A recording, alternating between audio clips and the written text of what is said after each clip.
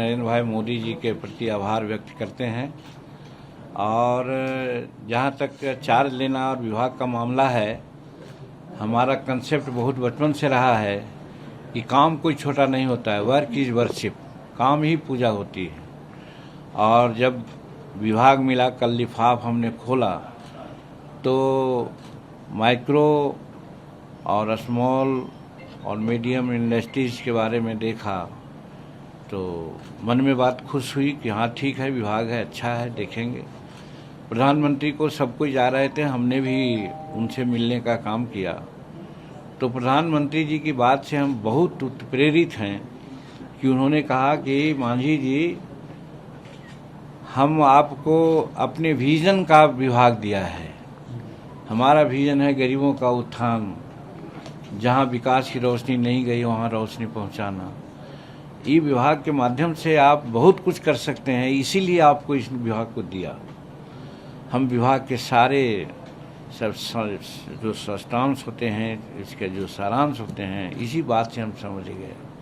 और हम अपने को सौभाग्यशाली समझते हैं कि नरेंद्र मोदी जी हमको इस लायक समझते हैं। और क्यों न समझें, भारत में वाहिद एक प्रधानमंत्री और लीडर वो हैं जो देश के सभी तबके के लोगों का, चाहे ईंट हो, पत्थर हो, जीव हो, प्राणी हो, सभी के बारे में वो जानते हैं कि कहाँ क्या ज़रूरत है सेवा करने की, और उसके अनुसार वो काम करते हैं। तब तो 62 साल के बाद ये तीसरी बार एनडीए की सरकार बनाने का मौका मिला है और उनको प्रधानमंत्री के रूप में शपथ दिलाने का एक मौका मिला।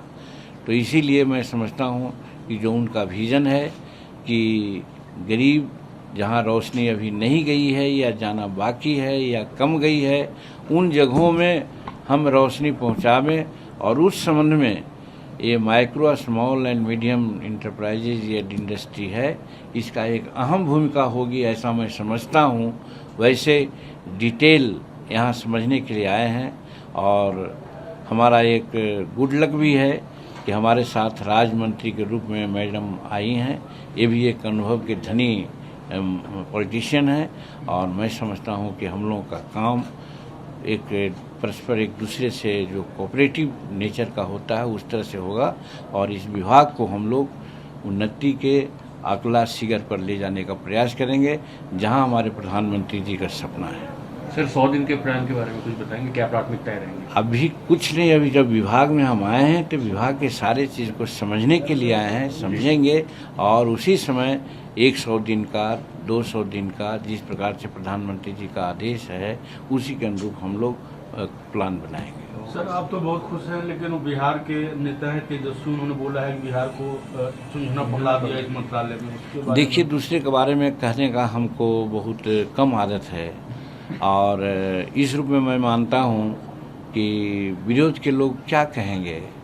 विरोधी लोग तो जिस प्रकार से भ्रामक प्रचार करते रहे हैं, और हम ऐसा कहते हैं कि बबूल के पेड़ तक अगर आम का फल मिल जाता है तो फिर आम के पेड़ तक क्यों जाएंगे वो लोग।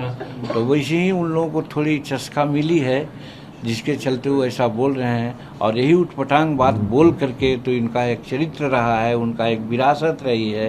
राज्य के लिए तो उन्होंने कुछ किया नहीं। मैं 40 साल से बिहार के राजनीति में हूँ, मैं खुद देखा हूँ, उनके साथ काम भी किया है। उनसे डिफरेंसेस इसी लाइन पर हुआ है कि साहब आप विकास का भ्रूण हत्या कर रहे हैं। शिक्षा, बाबा अम्बेडकर ने कहा है कि साहब शिक्षा ही एक बहुत ही विधा है, शेरनी का दूध है, जो पिएगा वो गरजेगा। तो आप शिक्षा ही लोगों को नहीं दे रहे हैं